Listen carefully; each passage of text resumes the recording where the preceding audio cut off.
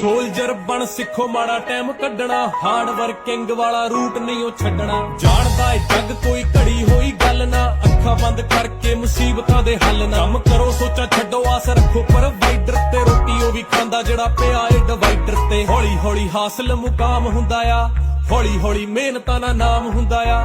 ਪਹਿਲਾਂ ਪਹਿਲਾਂ ਹਰ ਬੰਦਾ ਆਮ ਹੁੰਦਾ ਆ, ਦੁਨੀਆਦਾਰੀ ਚੋਂ ਜੋ ਤਰਾਸ਼ ਬਣਦੇ, ਆਪਣੇ ਤੇ ਰੱਖ ਵਿਸ਼ਵਾਸ ਬਣਦੇ। ਹੋਏ ਆਮ ਜਿਹੇ ਮੁੰਡੇ ਵੀ ਨੇ ਖਾਸ ਬਣਦੇ, ਆਮ ਜਿਹੇ ਮੁੰਡੇ ਵੀ ਨੇ ਖਾਸ ਬਣਦੇ। ਅਸੀਂ ਆਮ ਜਿਹੇ